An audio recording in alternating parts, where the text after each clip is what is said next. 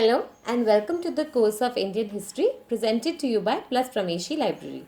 Here we are covering Tamil Nadu class 11th and class 12th book, but this particular lesson series is in the continuation of Tamil Nadu class 11 history book, and here we have already covered about 80% of ancient history. What we are remaining is very few parts, after which we will start with the medieval India. Okay, so this is something about me, Supriya Singhal, who's the mentor for this course, and we will be covering basically more in detail. You can read about me from my Instagram blog also, which is by the name of Crispy Stories. Now here, before delaying anything, we should just start with the lesson 12, which is about the South Indian kingdoms. And why are we studying about South Indian kingdoms? Because we already studied about Pallavas. Now the two South Indian kingdoms that are remaining to be covered are Chalukyas and Rashtrakutas. Okay.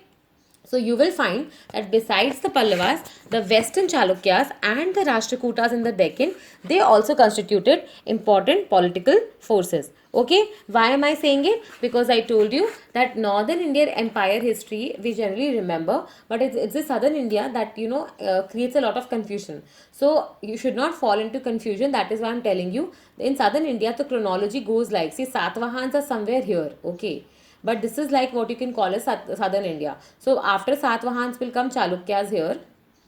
Okay, and here will be first Sangam age, and then after that will come Pallavas. And after Pallavas, you will find that Pallavas are in constant struggle with Chalukyas, and we know that the Narsi Varman one was also called as the Vatapi Kondha. Remember? So Pallavas and Chalukyas are in a battle, and after that you will find that there is an entry of Rashtrakutas. Okay, and at the same time only, when Rashtrakutas are here, you will find in the south there is again Imperial Cholas. Okay. So unlike in north, where what is happening, the area has been constant and the dynasties are changing, here you will find the areas also changing and the dynasties are also changing. So I hope you won't get any confusion right now, and let's just start, and we will keep covering them with maps so that it gets better ingrained in our mind. Now, besides Pallavas, the Western Chalukyas and Rashtrakutas, they are also important political forces present in the South India. Okay, both these kingdoms had their rivals in the far south, namely the Pallavas and the later Cholas. The later Cholas are basically the Imperial Cholas. Okay, now what is happening? See, Cholas are coming twice. One, they are coming in Sangam age, and other they are coming around this time, in which they are called as the Imperial Cholas. Okay, so the Sangam age is around 200 AD, but Imperial Cholas is around 1100 AD. So do not get confused. Okay, I'm telling you again, do not get confused. This Chola and these Cholas are different. Now we start with Chalukyas. So Chalukyas, the time period is around 500 to 700 AD. Okay, and Western Chalukyas, they ruled an extensive area in the Deccan for about 200 years. Okay, and after them, we know that Pallavas, then Chalukyas, and then basically Rashtrakutas. So after Pallavas, Chalukyas, and after Chalukyas, basically Rashtrakutas became very powerful. The family of Western Chalukyas, they had their offshoots like Eastern Chalukyas of Vengi, that you need to remember, because this was asked in one of the state services examination. That capital of Eastern Chalukyas was where, and people marked wrong answer because they thought Western Chalukyas and Eastern Chalukyas are same, but answer is no. So Eastern Chalukyas had their capital at Vengi, and Chalukyas also of Kalyani. Okay. Pulakesin I was a very, you can say, Pulakesin I and Pulakesin II are very important rulers of Chalukyan Empire, because Pulakesin I is the founder of Chalukyan dynasty. Okay, he is the one who establishes a small kingdom at Vatapi or Badami as its capital. I told you. So that is why the Pallava ruler who killed the who actually defeated the Pulakesin II, who was a Chalukyan ruler, he called himself Vatapi Konda. Okay. Now, we'll just learn the chronology here itself so that you don't actually find it as a problem. So what are we studying? We are studying Chalukyan Empire. In this we know who's the founder. He is the Pulakesin I. Now second important ruler is Pulakesin II. And this is the same Pulakesin II who's facing struggles with Harsha and who's facing struggles with Pallavas. Okay, so he is the most important ruler of this dynasty. The Aihole inscription. See, please remember that Chalukyan Empire is majorly concentrated in Karnataka, like Aihole, Badami, etc. Okay, so this particular region is the Chalukyan Empire. So Badami, Aihole, okay, all these are like the important places. So Aihole inscription, we already know that it was issued, by the Chalukyan king, in which even his war with Harsha is written, and it is written that he actually won the war. Okay, and he also fought with Kadambas of Banavasi and the Gangas of Mysore, and he established his sovereignty over there. Then you will find that Durvanita, the Ganga ruler, he accepted the Pulakesin's overlordship, and he even married his daughter with Pulakesin too. Another notable achievement of Pulakesin too was that he defeated Harshvardhan, that we know because Harshvardhan was trying to cross river Narmada to extend his empire in the south, but he couldn't do so. Okay, he also put a check on Harsha's ambition to conquer the entire south, because he was not able to conquer like Narmada only. So obviously, how will he go move like further south?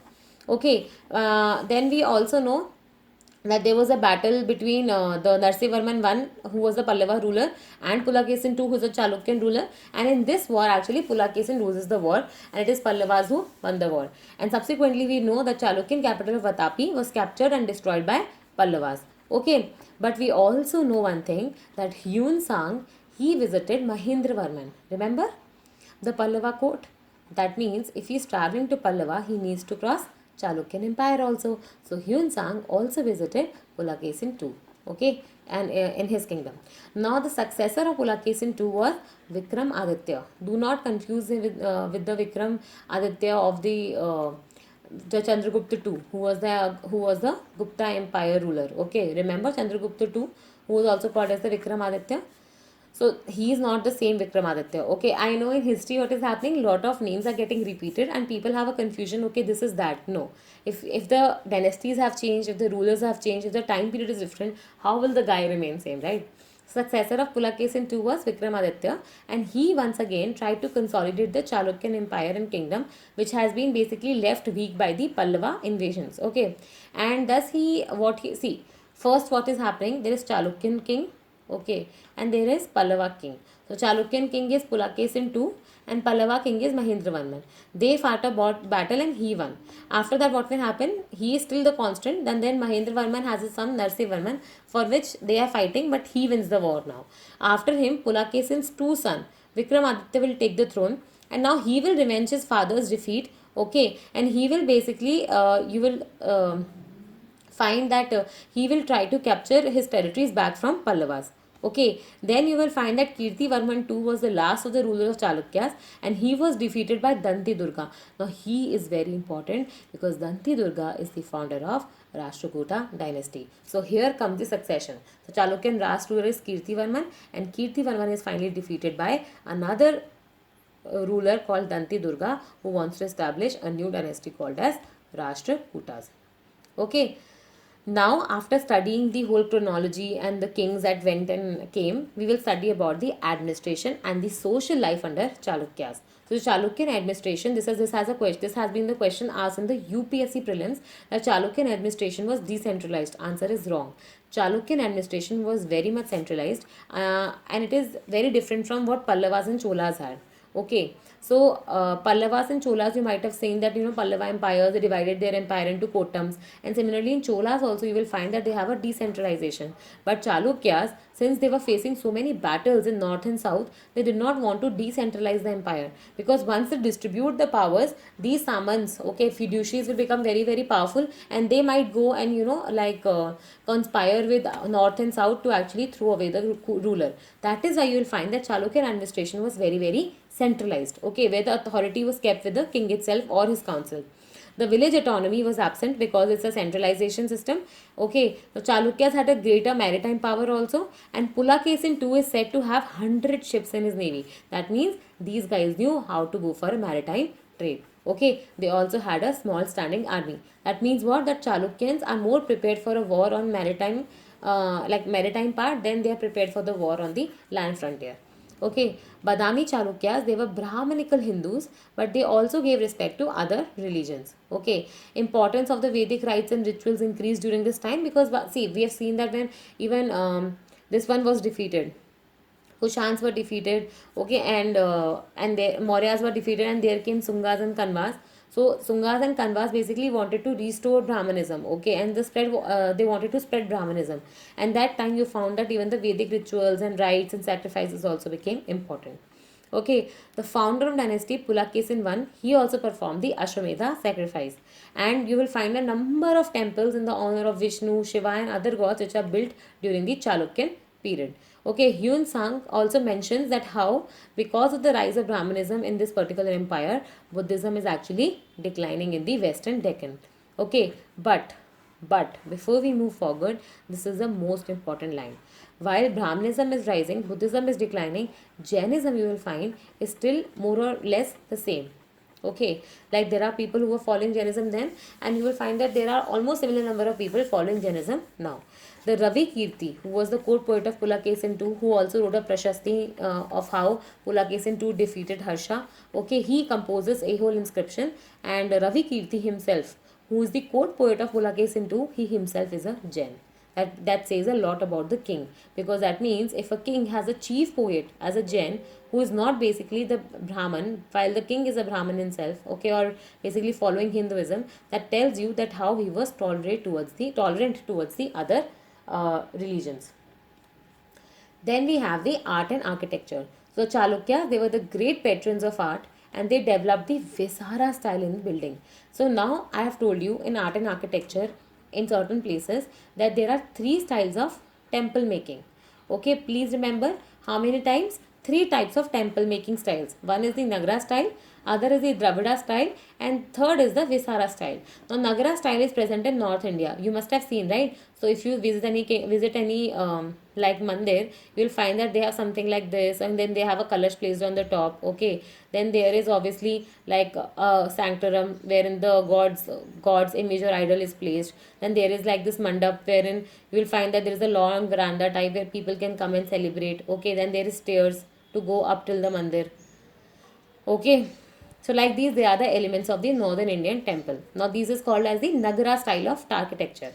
Now we come to the Dravida style of architecture. In Dravid, what is happening? There is basically pyramidal shaped this on the top. Okay, and like this is a pyramid shaped top, and then you will find here also they have Garbha, this one, Sanctum Sanctorum, okay, Garbhagriha. Then they also have Mandap, but what they have extra is, first of all, like all of their temples have a water tank inside, and also they have large gopurams are these beautiful gateways. So if you have been to a southern Indian temple, you will realize that they have huge pyramids on top of the mandir also, like the main mandir, but they also have basically huge entrance gateways, like very decorated sculptures on them. So those are called as the gopurams, and this is called as the Dravida style. But what about Vesara? Vesara is actually also called as the Chalukyan style of architecture making or temple making, and it is also called as the combination or mix of Nagara and Dravida. Okay, so basically what is happening, since Vesara also lies in the middle, so it has little bit of north and little bit of south in it. So here you will find that Vesara style reached, see, Vesara style started in Chalukya's time, but it reached its culmination, what we say its peak, during the Rashtrakutas, okay, and Hoysalas. The structural temples of Chalukyas, they exist at Ohol, Badami and Patradakal. Now these three places are important places for Chalukyas. So how will you remember? A, B, P. Okay, Ehol, Badami and Patradakal. Cave temple architecture was also famous under Chalukyas because we know that there have been cave temples found in Ajanta, Ellora and Nashik. Okay, and the best specimens of Chalukyan paintings can be seen in the Badami cave temples and also in the Ajanta caves. Okay, the reception given to a Persian embassy by Pulakesin II is depicted in one of the paintings in Ajanta. Now this I call it as important because what has UPSC done? Instead of asking you that Ajanta is basically Buddhism caves and Ellora is a combination of three, they're actually telling you one story and they're asking you which like this story is present in which of the caves, okay, like which of the cave or cave paintings, and then you need to know. And these questions they can only ask if they're mentioned in one of the standard books, either NCRTs or Tamil Nadu or one of the very famous, you can say, reference books for history. But apart from that, if they're asking any like factual question, trust me, neither will you know nor will others. So you don't need to worry about it. But this is a good piece of information which is not present in NCRT. Okay, what is it? That Pulakesin II, how he actually, you can say, gives a farewell to the how he throws a reception to Persian embassy is depicted in this painting which is there in Ajanta. Okay. Now Chalukyan temples may be divided into two stages. The first stages is represented by the temples at AB, which is basically Aihole and Badami, and the next level of temples are found at Patadakal. Okay, now what is happening in Ahole only itself, you will find there are 70 temples. Okay, there are 70 temples at Ahole, out of which four names you need to remember. One is Ladkhan temple, other is Durga temple, third is this Huchi Maligudi temple, and fourth is Jain temple. That means there are basically temples of Brahminical in nature, and there are Jain temples also. Okay, and where are we talking? We are talking about Ahole. Okay, Ladkhan temple is extremely important because this can be asked in your prelims also, because it is a low lying, okay, flat roof. Okay, there is no like this length of roof, there is like flat roof structure which is basically lot of pillars. Okay, and there is Durga temple that resembles a Buddha Chaitya, and that is why it's also important. And then Jain temple also. Okay, among the temples at Badami, so these were the temples at Aihole. Now we're talking about the temples at Badami. You will find Mukteshwara temple and the Melagutti Sivalaya temples. These are noted for their architectural beauty. So at Badami, what are we saying? We know two temples, the Mukteshwara and the Sivalaya temple, which are basically more famous, and a group of four rock cut temples at Badami. They are marked by high workmanship. And here in Badami, you will find that there is more intricate carvings. There is high workmanship involved. The walls and pillars are adorned by the beautiful images of gods as well as human beings. Now, the second stage. So, this was Aihole and Badami, which is represented in the first stage of architecture making at Chalukyas. And in the second stage, you will find there are temples being built at Patadakkal. Okay, and see, Aihole at 70, Badami we studied about 4 plus 2. In Patadakkal, you will find that there are 10 temples, out of which 4 in the northern style and 6 in the Dravidian style. And this is what makes Patadakkal unique. Why? This is the only place which has both Nagara as well as Dravida style of architecture present simultaneously at the same spot. Okay, the Papanath temple here is the most notable in the northern style. So the Nagara style of architecture has basically Papanath temple. Okay, and Sangam Veswara temple and Virupaksha temple are basically the Dravidian style of architecture. So I hope you remember what is the Dravidian style in Patadakkal. It is the Virupaksha, and what is the Nagara style? It is the Papanath. Okay, the Virupaksha temple, this you need to know because this can be asked in prelims, and this has been asked in the state services examination, that Virupaksha temple is built on the model of Kailashnath temple, which was there at Kanchipuram and which was built by Pallavas. Okay, and so that is why you can say there is a lot of resemblance between, and Pallavas were the one where Dravida style of architecture was being carried around. So that is why you can say that Virupaksha temple, since it is like more closer to the Kanchipuram temple, hence it is a Dravida style of architecture, and it was built by one of the queens of Vikramaditya. Okay, and sculptures brought from Kanchi were employed in the construction, because obviously if they are constructing a temple which is similar to the one which is already existing, they might as well call the sculptors who make that temple here also, so that it looks much more familiar. Okay, with this we complete the Chalukyas. Now what will we start with? We'll start with the Rashtrakutas. So we're done with Pallavas, we're done with Chalukyas, and now we will start with Rashtrakutas. So Rashtrakutas, I already told you, Danti Durga will be the first one who will actually defeat the last Chalukyan ruler and Kirti Varman, and he'll establish his own empire called Rashtrakutas. So Rashtrakutas, the most important thing about Rashtrakutas is their Kannada. Just like we studied in the Pallavas, that they, in the end basically there was a prevalence of Tamil language. Here you will find that Rashtrakutas are in the Karnataka region. Okay, and Kannada is the language that they are using. Okay, so the Rashtrakutas are of Kannada origin, and the Kannada language was their mother tongue. Danti Durga, who is the founder of Rashtrakuta dynasty, he defeated the Gurjars and he captured the Malwa from them. So Gurjar Pratihara, remember, so they are in this region. So basically this is the Malwa region of MP, and Danti Durga will fight with them and capture this region also within this empire.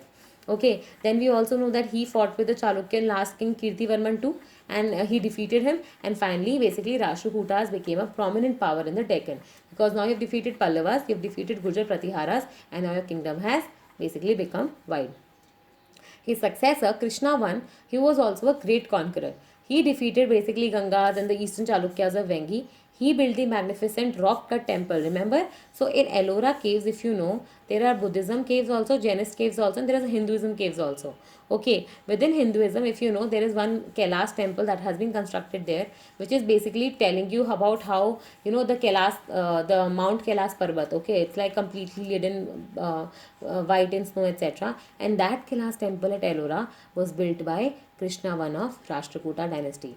So if you remember art and architecture, you must have written that Ajanta paintings were actually, contributed by Satvans and Ishkawakus, while Ellora paintings were contributed by Chalukyas and Rashtrakutas.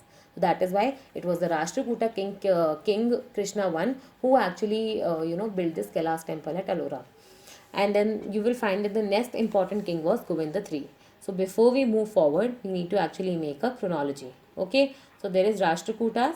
The first is Danti Durga, second is Krishna I, and third is basically Govinda III.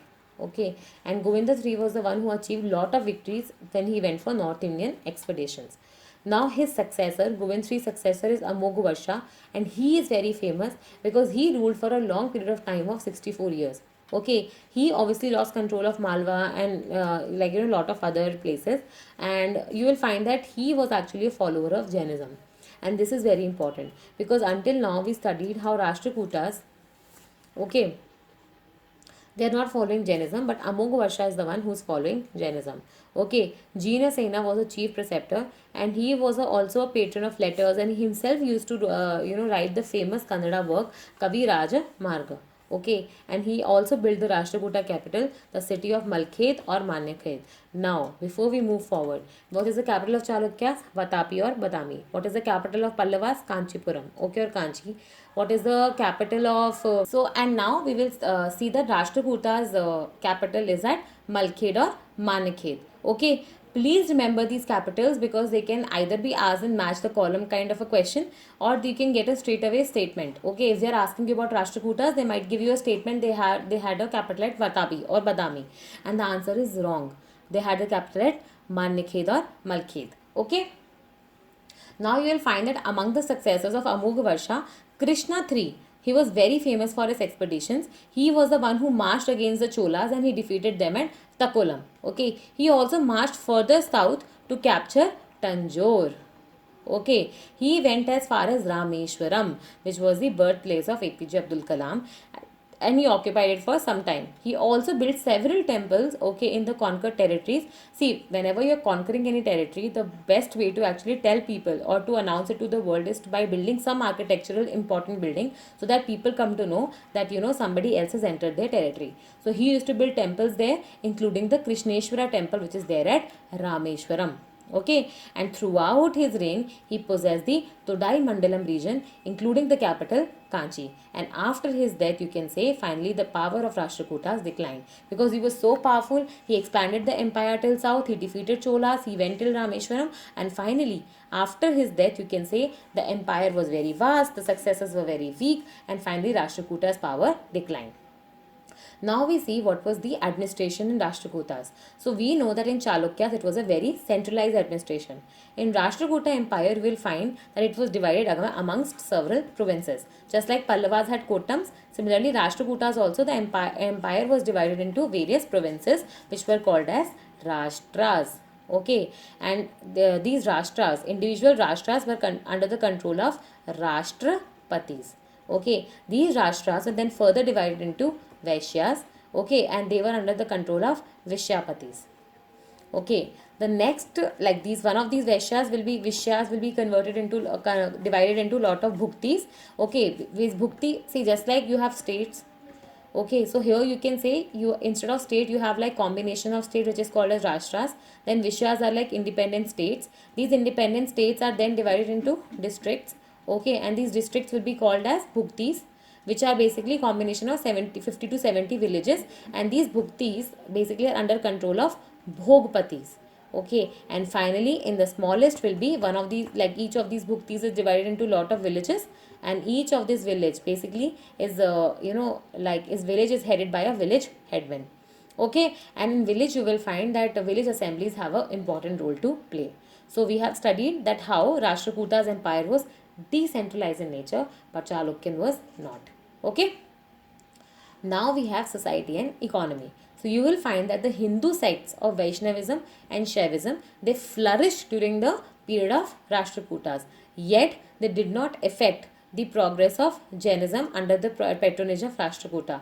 Why? Because we know Amoghavasha, being a Rashtrakuta king, he still basically patronized Jainism. Almost one third of the population of Deccan was Jains, and you will find that, see, here what is happening is Buddhism, you can say, is a little bit declining, as even Hyun Sang said it, that in the western Deccan region, Buddhism is declining. Okay, but there were some proper, like you can say, see, obviously Buddhism is declining, but then, and Jainism is rising, but does not mean that Buddhism is altogether like went away. So there are some prosperous Buddhism settlements also which are present in Kanheri, Sholapur, Dharwad region, which are basically part of this empire only. And there was a lot of harmony and tolerance amongst religions. See, tolerance will come only when the, like the ruler himself is tolerant. See, if ruler allows the existence and the coexistence of so many religions, because he is also following a different religion than the masses, then what happens that the masses also become tolerant towards the other religions.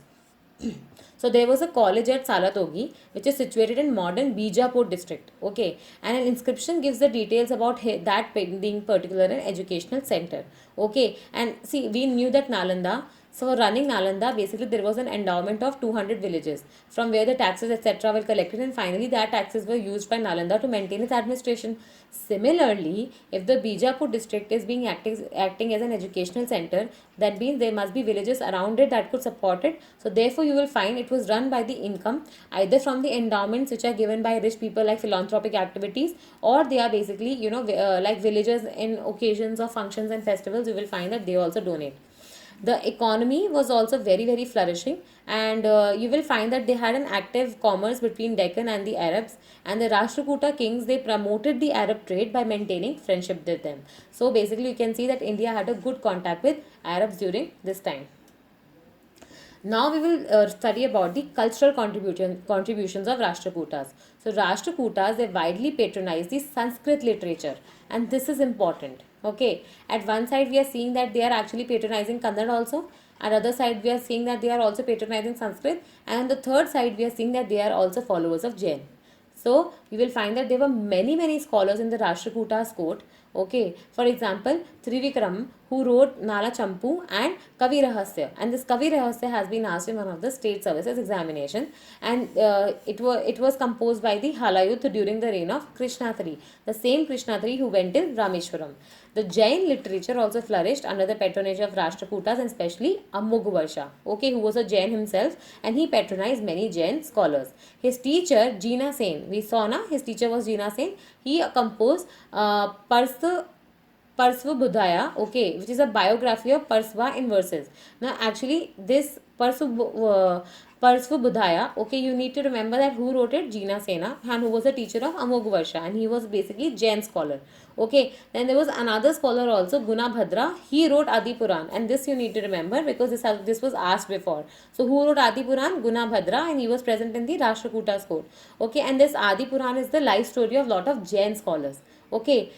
Then similarly, you will find that there is Sakatyan who wrote the grammar work called as Amog Vritti. Now this is very easy because Amog Varsha, Amog Vritti written by Sakatyan. Okay. And then there was a great mathematician of this period who was Veeracharya, who was the author of Ganit Asram. Okay. So, you know that earlier also there have been mathematicians like Aryabhatta, Varamira, Brahmagupta, Bhaskar. Okay, so all these, Bhaskar will be coming next, but Brahmagupta was there. So now you will find that there is Veeracharya also. The Kannada literature, so we have studied here Sanskrit, we have studied here Kannada. Okay, and now we will basically study about, we have studied about Sanskrit, we have studied about Jain. Now we will study about the Kannada literature. So the Kannada literature saw its beginning during the period of Rashtrakutas. So Kannada started during the Rashtrakutas, and Amoghavasha's Kavi Rajmarg was the first poetic work in Kannada language. So now you tell me, the ruler is so brilliantly talented. Like he is ruling also, he is basically following Jainism, so obviously he has Jain scholars also, and he is so well versed in Kannada language that he can write the first poetic work in Kannada, which is the Kavi Rajmarg. Okay. Pampa was the greatest of all the Kannada poets who was there. So Pampa, Ponna Rana, these are like the three trinity. Just like remember we have a trinity of Carnatic music like Shama Shastri, then there is Muthu Swami, okay, and then there is one more person here, which you need to tell me in the comment box, because this is very easy. Okay, just like there's a trinity of Carnatic music, there's a trinity of Kannada language also, which is Pampa, Ponna and Rana. And Pampa used to exist in Rashtrakutas time. Okay, and his famous work, like Pampa's famous work was Vikram Sen Vijaya. Okay, this one work. Vikram Sen Vijaya. And Ponna was, as I told you, was another poet who was also writing in Kannada language, and he wrote Santi Puran. Now, before you forget, Santi Puran written by Ponna, Vikram Sen Sarya written by Pampa, and they both are like Kannada languages, written epics, etc. Then there is Kavi Rajmahak written by Amogh Varsha himself, okay, in Kannada. Then we have Jainism. In Jain scholars, you will find that there were a lot of people. For example, Jina Sena is there, okay, and Amogh Varsha, obviously, since he is following Jainism, he is there. Then Amogh Vritti is the one. Then you will find that there is this Parsubhadaya, okay. And finally, you know that in Sanskrit also there are certain epics and certain works written. So that is why I'm telling you, Rashtrakutas, like they patronized Ellora caves, and Ellora caves also you have a combination of Hinduism, Buddhism, and Jainism, and that is what tells you tolerance. Okay, finally we come to the art and architecture during the Rashtrakutas. So the art and architecture of the Rashtrakutas, they were found at Ellora and Elephanta caves. So Elephanta caves are also present in Mumbai, and these are basically one of the UNESCO World Heritage Sites also. So you will find that at Ellora, the most remarkable is that Kailas temple that I already told you was built by Krishna I, who was basically Rashtrakuta emperor, and it is carved out of, I told you, it is a monolithic rock basically. See, monolithic rock, which basically where you start carving from the top and go till down. Okay, so it is carved out of a massive rock block of 200 feet long and 100 feet in breadth and height. And this temple has four parts. One is the main shrine. Okay, then is the entrance gateway, and then there is an intermediate shrine of Nandi, which is the cow. Okay, and then there is a mandapa which is surrounding the courtyard. And this temple stands at a lofty plinth of 25-meter height. Well, this is not important, but you should remember that there are like elephants and lion figures which are imposed on the entrance. Okay, now it has three-tiered shikhar also, or a tower resembling the shikhar of Mamalapuram Rats. Okay, and the interior of temple, you will find that there is a pillared hall, like there are a lot of pillars and there is a hall, okay, which has like many pillars. And the Kailas temple is an architectural marvel because it's beautiful. It is like looking like that, as if you are looking at the abode of Shiva himself, which is the Kailasnath Parbat. And you will find that there is a sculpture of goddess Durga also, which is shown to be slaying the buffalo demon. Okay, that was there, na, that Durga is shown like this and her leg are on the buffalo demon. So that sculpture is also there. And another sculpture, you will find that Ravan is attempting to actually lift Mount Kailas, okay, which is the abode of Shiva. And then the scenes of Ramayana are also depicted on the walls. The general characteristics of Kailasa, they are more Dravidian in nature, and hence you can say that it's an example of Dravidian style of architecture. So this was all about Ellora. So what have we studied about Ellora? That how it is a monolithic rock culture, how it looks like, it's white painted, then what are the four parts of it, okay, who built it, and then the sculptures that have been present on the various sites within that cave, within this temple only. Now we study about the Elephanta caves. So Elephanta was actually an island in Bombay, which is like if you take a ferry from Marine Drives, you'll reach Elephanta caves. Okay, so that is why I'm saying it's an island. So it's not in Bombay, but it's an island, so you need to take a ferry. And it was originally called as Sripuri, and it was the Portuguese who actually, it was the Portuguese who first went there and who saw basically at entrance a large figure of elephant. Okay, and that is why they called this cave as Elephanta. So earlier it was called Sripuri, but later when Portuguese went there, they saw that in the entrance it was a large elephant and they called it Elephanta. Okay, the sculpture art of Rashtrakutas, you can say it can be seen as reaching its zenith at this place, and there is a close similarity of the structures between Ellora as well as Elephanta, telling you that somewhere they are related. And what was the relation? That they both were built during Rashtrakutas time. Okay, and there is a possibility that not even during the same time they might have been crafted by the same person, like same person might have crafted both of them.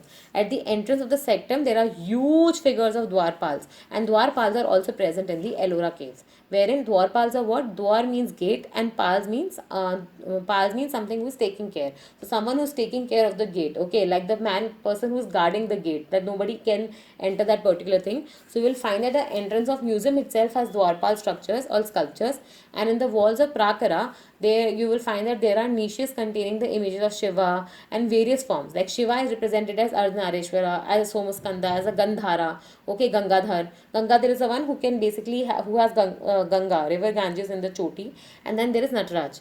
Okay, the dancing form. The most important figure of this temple is Trimurti, and this Trimurti is not basically of we say na Brahma, Vishnu, and Mahesh. No, that Trimurti is not. This is basically different Trimurti where Shiva is only seen in three different forms: as a creator, as a destroyer, and as a preserver. So generally, when we say that it's Brahma, Vishnu, Mahesh, we say basically Vishnu is the creator. Okay, Shiva Shiva is the destroyer. Okay, so actually, you know what? Since in this quarantine time, lot of people have been watching Ramayan. So now it's your job to tell me: is Brahma the creator or preserver? Is Vishnu the creator or preserver? But Shiva we know is a destroyer for sure. Okay, so you need to tell me who created the world and who is preserving the order. Okay, and when we are talking about Trimurti present in the Elephanta caves, it is not this Brahma, Vishnu, Mahesh. It is Shiva only in the three forms. Okay. This is like the most important sculpture present in the Elephanta caves. So with this we finished Chalukyas as well as Rashtrakutas, and now we will start with Imperial Cholas. So you know what we will do once we complete Imperial Cholas, we'll actually take a fast forward revision of the entire like history and see like what happened when and who came after what, and then we can start with the medieval India. So before starting medieval India, we'll actually go through this exercise so that you know your entire knowledge can get consolidated in just one lecture. So I hope you're liking the lectures. Please do comment and share. Thank you.